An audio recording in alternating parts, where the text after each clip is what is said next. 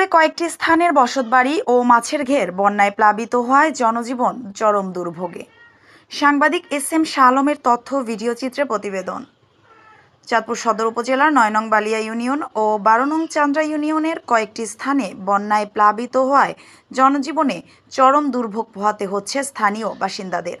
সরেজমিনে গিয়ে দেখা যায় ৯ নং বালিয়া ইউনিয়নের ৩ নং ওয়ার্ডের মধ্যবালিয়া ডাক্তার হারুনুর রশিদের বাড়িসহ আশেপাশের একাধিক বসতবাড়ি বন্যায় প্লাবিত হয়েছে। এলাকার মোহাম্মদ হাবিবুর রহমান শেখ ও মোহাম্মদ খলিলুর রহমান শেখ সহ একাধিক বাসিন্দাগণের মাছের ঘের বন্যায় প্লাবিত হওয়ায় লক্ষ লক্ষ টাকার মাছ বন্যার পানিতে ভেসে গিয়েছে। ফলে বসতবাড়ি ও মাছের ঘের বন্যায় প্লাবিত হওয়ায় তারা মানবিক বিপর্যয়ে সর্বশান্ত হয়ে গেছে। এদিকে সদর উপজেলার ১২ নং চান্দ্রা ইউনিয়নের ৯ নং ওয়ার্ডের প্রায় অর্ধশতাধিক বসতবাড়ি ভয়াবহ বন্যায় প্লাবিত হওয়ায় স্থানীয় এলাকাবাসী মানবিক বিপর্যয়ের মুখে পড়েছে। এলাকার ৯ নং ওয়ার্ড নগরের কয়েকটি মাছের ঘের বন্যায় প্লাবিত হওয়ায় তারা সর্বশান্ত হয়ে মানবেতর জীবনযাপন করছে।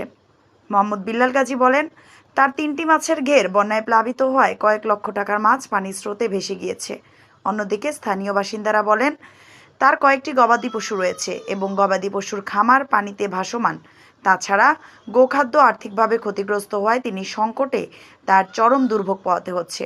একই এলাকার আয়েশা খাতুন ও গোলাপী বেগম বলেন, দীর্ঘ ১ সপ্তাহের বেশি দিন যাবৎ বাচ্চাদের নিয়ে অনাহারে অর্ধাহারে রয়েছি।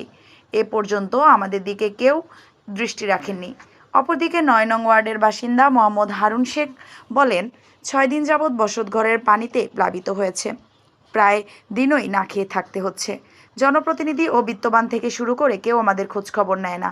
এদিকে ফরিদগঞ্জের অতিরিক্ত বৃষ্টি হওয়ার কারণে ঝিলের পাড় ভেঙে মাছ ডাকাতিয়া নদীতে বের হয়ে গেছে। এতে করে কয়েক কোটি টাকার ক্ষতির সম্মুখীন হয়েছে মৎস্য ব্যবসায়ীরা। বেড়িবাঁধের ভিতর থেকে পানি নিষ্কাশনের জন্য বাগাদি ইউনিয়নের সুইচ গেট খুলে দেওয়া হয়েছে। পূর্বের চেয়ে প্রায় ৩ ফুট পানি কমেছে বলে জানা যায়।